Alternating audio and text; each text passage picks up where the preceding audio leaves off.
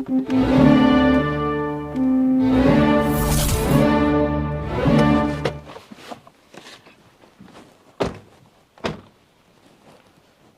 ओए, हट सामने से।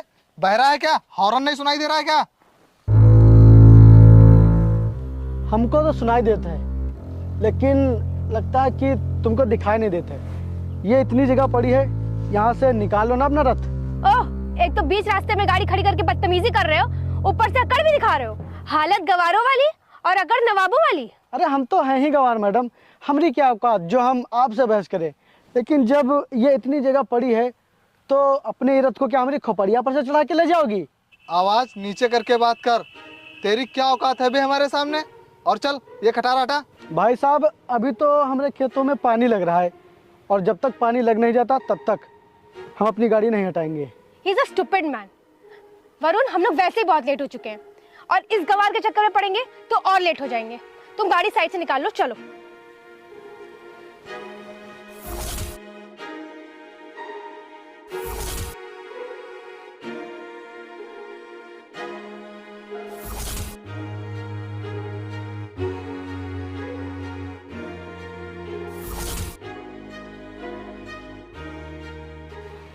अंजलि, अभी तक तुम्हारे भैया नहीं आए? यार, भैया तो काम से शहर गए हुए हैं, उन्हें आने में 1 हफ्ता लग जाएगा। अच्छा, चलो तब तक कहीं घूमने चलते हैं। चलो, मैं तुम्हें अपने भैया की खेत दिखाती हूँ। अच्छा अंजलि, एक बात बताओ, तुम्हारे भैया इतनी जल्दी अमीर कैसे बन गए? एक्चुअली जब मेरे भैया नौकरी की तलाश में थे ना, तब उनकी मुलाकात एक अमीर आदमी से हुई। उन्होंने उनको नौकरी पे रख लिया और वो उनके काम से इतना खुश हुए कि भैया को मैनेजर बना दिया। और मेरे भैया की सैलरी लाखों में है, और जहां तक तुम्हारी नजर जा रही है ना, वो सारी जमीन मेरे भैया की है। फिर तो तुम्हारे भैया बहुत अमीर हैं। और नहीं तो क्या। और तुम्हें पता है, मेरे भैया मुझसे बहुत प्यार करते हैं और वो मेरी हर ख्वाहिश पूरी करते हैं। हाँ क्यों नहीं, तुम उनकी इकलौती बहन जो हो। वैसे तुम्हारे भैया का नाम क्या है? रघुवीर नाम है मेरे भैया का। चलो, मैं तुम्हें अपने भैया के फार्म हाउस पे ले चलती हूँ।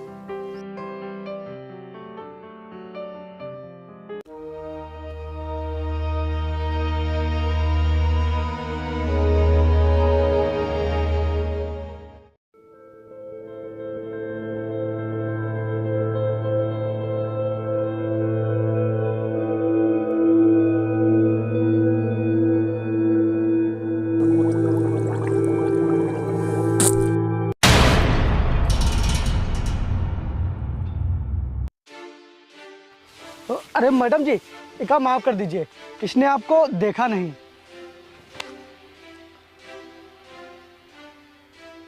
साले, तेरी हिम्मत कैसे हुई इनका हाथ पकड़ने की? तो उस दिन भी बदतमीजी कर रहा था और आज फिर बदतमीजी कर रहा है। तुझे पता भी है कितने महंगे कपड़े हैं मेरे? तो मैडम जी, एक काम करो, आप हमसे इन कपड़ों के पैसे ले लो। अच्छा, बहुत पैसे वाला है तू। तुझे पता भी है कितनी महंगी ड्रेस है ये? तू क्या, तेरी पुश्ते भी इस ड्रेस के पैसे नहीं दे पाएंगी। शुक्र मना, मेरे भैया यहाँ पे नहीं है। अगर वो यहाँ होते तो आज तेरा बहुत बुरा हाल होता। मैडम, हम मानते हैं कि गलती हमारी ही है और इसके लिए हम आपसे माफी भी मांग रहे हैं, और हम आपके कपड़ों के पैसे भी देने के लिए तैयार हैं। उसके बाद भी आप लोग हमसे उल्टा सीधा बोले जा रहे हो। देखिए, अभी तक तो सहन कर लिया, लेकिन अब हम अपने आत्मसम्मान के साथ खिलवाड़ नहीं करेंगे। स्टॉप इट, गवार कहीं के। मेरे भैया को आने दो, फिर तुझे बताती हूँ। चलो वरुण।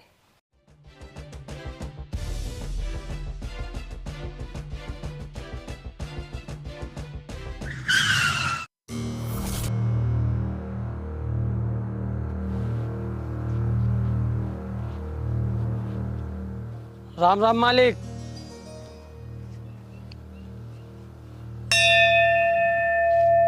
राम राम। बताओ रघुवीर। मालिक, आपको वो राजेंद्र त्रिपाठी याद है? कौन राजेंद्र? अरे वही जिसने अपनी बहन की शादी का बहाना बनाकर आपसे 2 लाख का कर्जा लिया था। अच्छा वो, हाँ याद है, बताओ। मालिक, उसने अपनी ज़मीन बेची है। मैं उससे ब्याज सहित पैसे लेने गया था, लेकिन उसने पैसे देने से साफ मना कर दिया है, और वो कह रहा था किसी की औकात ने जो मुझसे पैसे ले सके। अच्छा, पैसा आते ही घमंड सर पर चढ़ गया उसके। अभी वो कुछ दिन पहले हमारे पैर पकड़कर पैसे मांग रहा था, वो सब भूल गया। लगता है कि खबर लेनी पड़ेगी। चलो जरा आओ।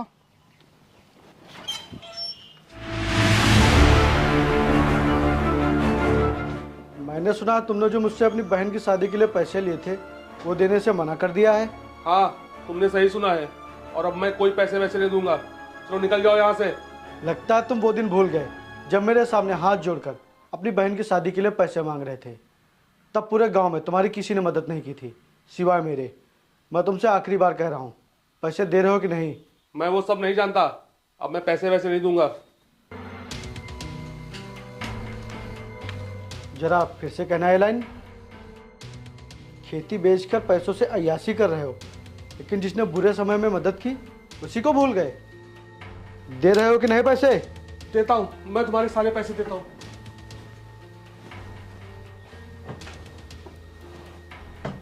ये रहे तुम्हारे सारे पैसे।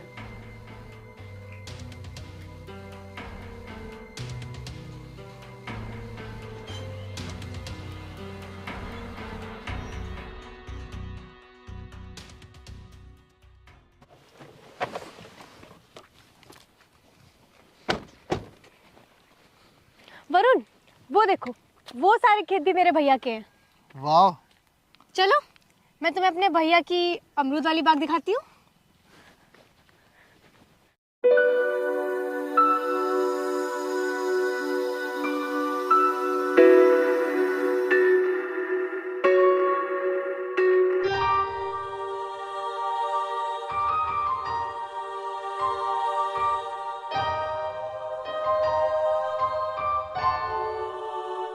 अबे छोड़ से। अबे मेरी गर्लफ्रेंड को छूने की हिम्मत कैसे हुई? भाई साहब, अगर हम इनको सहारा न देते तो इनको चोट लग जाती। तो लग जाने देते चोट। तूने मुझे छुआ क्यों? भाई साहब, आप अपनी हद पार कर रहे हैं। भैया का कॉलर छोड़िए। आप अभी जानते नहीं हैं भैया कौन है। और शायद तुम लोग को अभी मेरे भैया के बारे में नहीं पता है। ए मैडम, हमको ना किसी के बारे में कुछ जानने का शौक है और ना अपने बारे में किसी से कुछ बताने का शौक है। और हम तुम्हारी ई पटर पटर इसलिए बर्दाश्त कर रहे हैं काहे कि तुम औरत जात की हो। हमारे धर्म में औरत की इज्जत से बढ़कर कुछ भी नहीं होता। अबे एक तरफ इसे हाथ लगा रहा है और दूसरी तरफ यह भी बोल रहा है कि मैं औरत की इज्जत करता हूँ। वरुण, मेरे भैया को आ जाने दो बस, फिर मैं लेती हूँ उसकी खबर। भैया इसके लिए तो मैं ही काफी हूँ। वरुण छोड़ो छोड़ो, तुम भी कहाँ इस गवार के चक्कर में पड़ रहे हो। चलो चलो। भैया जी, ये आग से खेल रहे हैं और शायद अभी इन्हें पता नहीं है अगर ये आग भड़क गई तो इनका सब कुछ बर्बाद कर देगी। लेकिन भैया जी, अब बहुत हुआ। अगर इन लोगों ने अब आपको अगर कुछ कहा तो अच्छा नहीं होगा। यहाँ एक से एक तुर्रम खान आपके सामने बात नहीं कर सकता और ये लोग आपको थप्पड़ मारने की सोच रहे हैं। छोड़ना प्रदीप, ये लोग बहुत ही छोटी सोच वाले इंसान हैं। चल काम कर।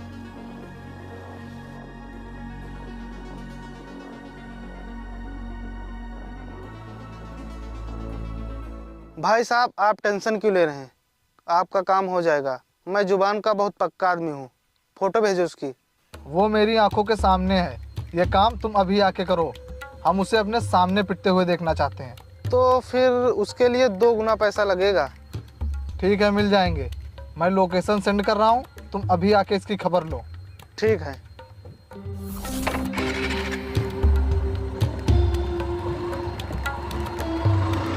कितना टाइम लगेगा यार? अभी भैया बस 2 सेलें रह गई हैं ये वाली, उसके बाद ये वाला हो जाएगा खेत।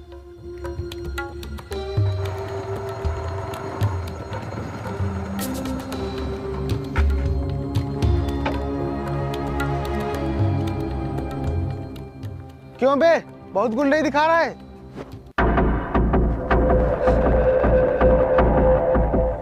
अरे सरकार, आप, मैंने सोचा कोई और है। मुझे माफ कर दो सरकार, मुझसे बहुत बड़ी गलती हो गई। चल चल चल चल चल।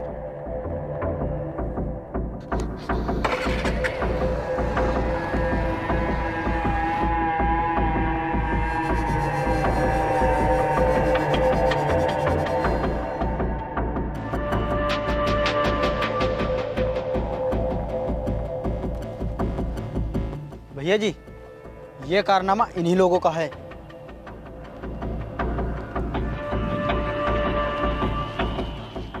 नीचे उतरो।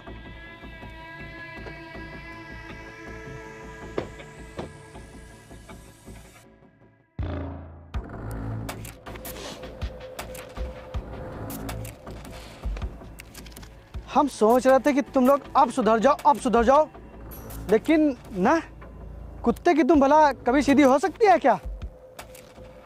और ये जो तुम भाड़े के गुंडे लाए थे ना हमको मारने के लिए, ये सब चेले हैं हमरे। और तुम लोगों के सिर्फ कपड़े ही महंगे हैं बस। सोच तो बहुत ही सस्ती है, बहुत ही। अगर इसके आगे तूने कुछ बोला ना तो मैं अपने भैया को बुला लूंगी और फिर तू बच नहीं पाएगा। कौन सुरवीर है रे तोर भाई? चल बुला, आज मुलाकात कर ही लेते हैं तेरे सुरवीर भाई से।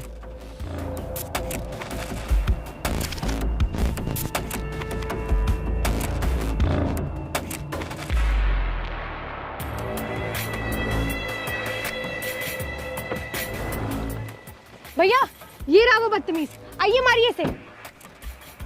प्रदीप, कौन है बदतमीज? खुद ही देख लो। कौन है तू? इधर घूम।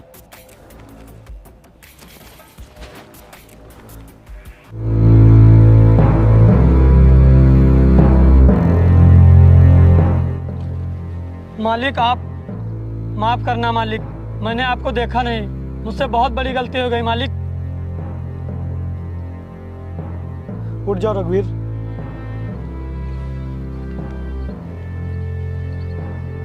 तुम पागल हो क्या? तुम्हें पता भी है ये कौन है? कौन है भैया? जब मैं नौकरी के लिए इधर उधर भटक रहा था तब मालिक ने ही मुझे सहारा दिया था।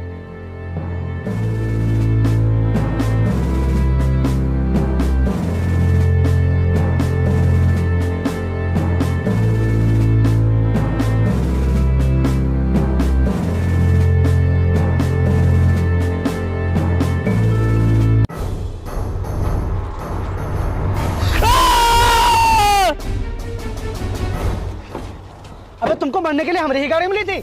अगर मरने का इतना ही शौक है तो कहीं और जाके मरो।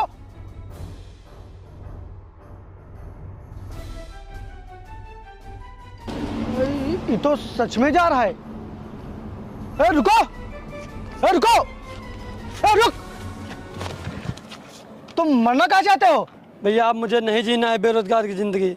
इतनी पढ़ाई करने के बाद भी मुझे कहीं नौकरी नहीं मिल रही है। कर्जा लेकर मैंने अपनी पढ़ाई पूरी की है। मेरी एक छोटी बहन भी है, उसका सहारा सिर्फ मैं ही हूँ। कुछ दिन के बाद वो शादी के लायक हो जाएगी। कहाँ से करूँगा मैं उसकी शादी? कहाँ से दूंगा कर्जा? इसीलिए अब मेरे पास मरने के अलावा कोई रास्ता नहीं है। एक रास्ता। अब तुम्हारा कर्जा भी उतरेगा और तुम अपनी बहन का सहारा भी बन पाओगे। वो कैसे?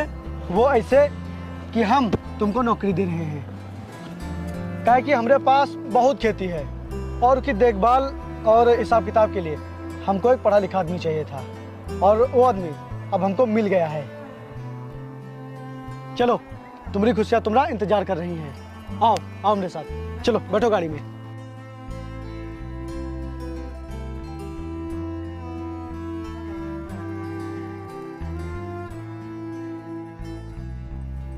लेकिन भैया, आप तो कह रहे थे ये सारी जमीनें अपनी है। अपनी नहीं है बहन, मैं तो सिर्फ इनकी देखभाल करता हूँ। ये सारी जमीनें मालिक की हैं और तुमने मालिक से बदतमीजी करके बहुत बड़ी गलती की है। भैया, इनके पहनावे की वजह से मैं इन्हें समझ नहीं पाई थी। तुम इनके पहनावे और रहन सहन पे मत जाओ। मालिक का अंदाज ही ऐसा है। आज तक मैंने जितनी भी तुम्हारी ख्वाहिशें पूरी की है वो सब मालिक की देन है। मैं मालिक को भगवान से बढ़कर मानता हूँ और तुम मेरे भगवान से बदतमीजी कर रही थी। चलो, मालिक से माफी मांगो। सॉरी सर, मुझे माफ कर दीजिए। हाँ सर, मुझे भी माफ कर दीजिए, हम लोग आपको पहचान नहीं सके। हमने तुम्हारी बातों को कभी दिल पर लिया ही नहीं, काहे कि हमें पहले ही पता चल गया था कि तुम रघुवीर की बहन हो। ये जो तुम्हारा भाई है ना, ये बहुत मेहनती है। ये हमसे हरदम कहता रहता है कि मालिक, हमारी एक छुटकी बहन है, हम उससे बहुत प्यार करते हैं, उसको हम दुनिया की हर खुशी देना चाहते हैं। लेकिन तुम तो अपने भाई के एकदम उल्टा निकली। भैया, तुम लोगों की बकवास इसलिए बर्दाश्त कर रहे थे क्योंकि तुम रघुवीर भैया की बहन हो, वरना जो हाथ तुमने उठाया था भैया को ऊपर मारने के लिए, उसका इस्तेमाल फिर तुम कभी नहीं कर पाते। तुम शहर के लोग चाहे जितनी भी कोशिश कर लो, लेकिन हम गांव वालों से कभी किसी चीज़ में आगे नहीं जा सकते, फिर चाहे वो पढ़ाई लिखाई हो या इज्जत और संस्कार। रघुवीर, इन लोगों को शहर वापस भेज दो, कहे कि ये लोग यहाँ गांव में रहने के लायक नहीं हैं। जी मालिक। चलो तुम लोग अब यहाँ कभी मत आना, चलो।